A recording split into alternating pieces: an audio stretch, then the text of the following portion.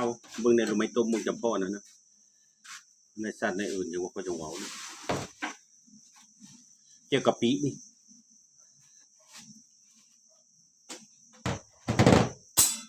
ในสัตว์ในอื่นเขาตัว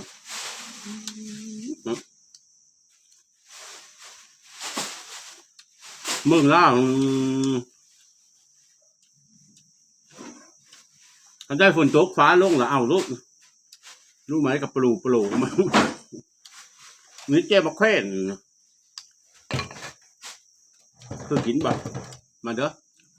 กินรู้ไหมจำรู้ไหมต้มกับแก้ว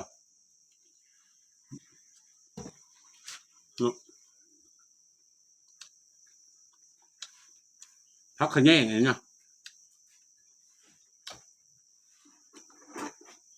พักขะแยงแล้วเล่าเทิงเขาปุ๊มาขายในตลาดเขาสลัดแล้วเดี๋ยวนี้เล่าเทิงนะคือเล่าเทิงเมืองจำพอนนะเขาปุ๊มาขายเป็นโลลูก30-40มันก็ไปบางอย่าไปอ้อน้ำเล่าเทิงเดี๋ยวพวกเขาได้เงินไหมครับพอดีนี่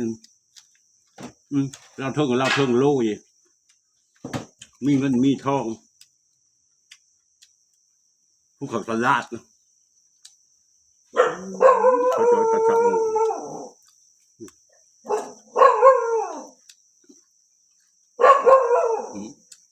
พักขะแยงเขานะมีแต่เล่าเทิงทำไมมาขายพักขะแยงนะตลาดแยงอันนี้เนี่ยแม่ค้าเมืองจำพอนนี่แล้วลุ้มมันอยู่ในสุยนั่นเองอยู่ในสุยนั่นย่ามฝนแล้วน้ำท่วมเราทำไมมันโป่งออกบ่ได้น้ำท่วมตามันเด้บัดย่ำแดงพันตั้งอ้อเนาะเราดูก็เหมือนกันนะลูกคนจะกินนะมันก็อ่อน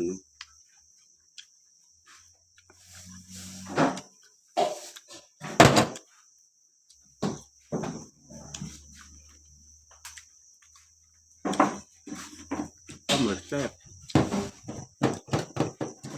ซื้อปลาดุกหน้ามากมันถ้าได้ป่น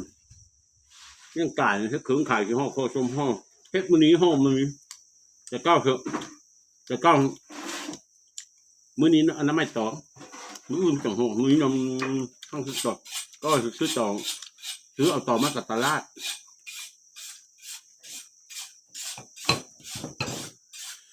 ตัวเพชรเนี่ยรู้ไหมไผ่ป้ามันย่ามเลยโอ้ได้โอเหน่งมันนะรู้ไหมเมืองจำพอนเนาะน้ำผุดกับน้ำทุนเหน่งมากวันนี้ลุกนอใหญ่ปลูโอ้เดือดจิตนะเป็ดน้ำท่วมเป็นอย่างไรนะ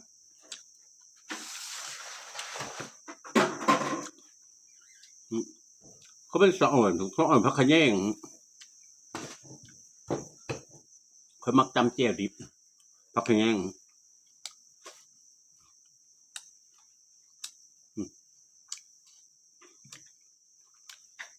ผมหน่วยจมหนึ่งคัก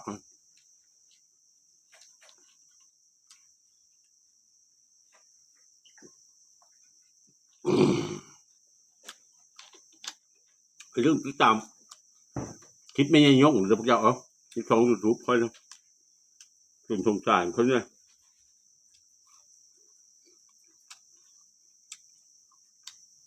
กินคลิปมานี่ไม่ได้เงินได้ทองมีแต่ฟรีตลอด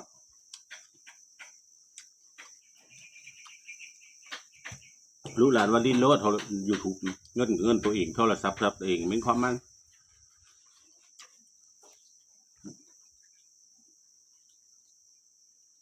พักกันเองบู๊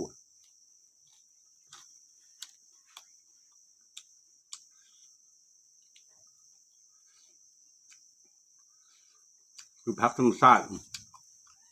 ตรงแกงแห้งยิ่งยอดพักกระโดนนะเห็นเลย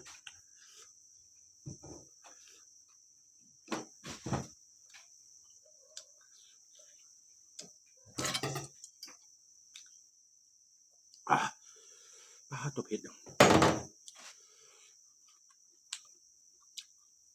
อยากจะเผ็ดน่ะกินเนาะ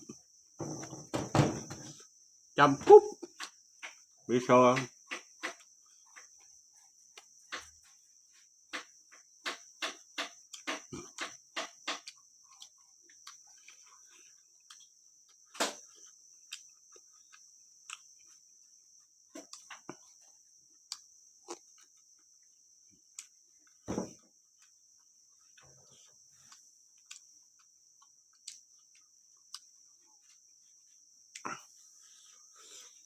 ค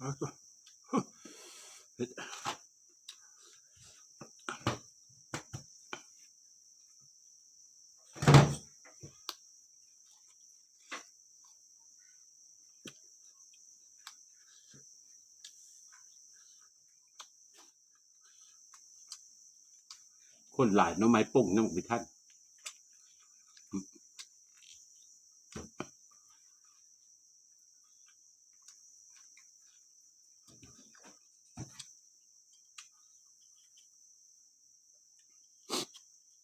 เห็นรู้ไหมนี่คือเห็น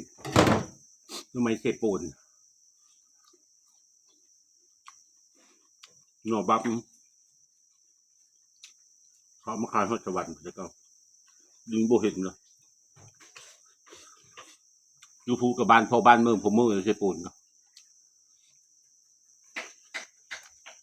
มันมีห้อยทอดสวรรค์คนมันหลาย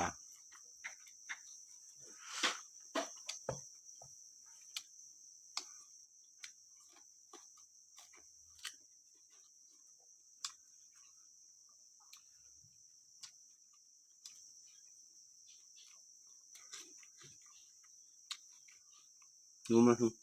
มากินน้ำเกี่ยวไหมแซ่บ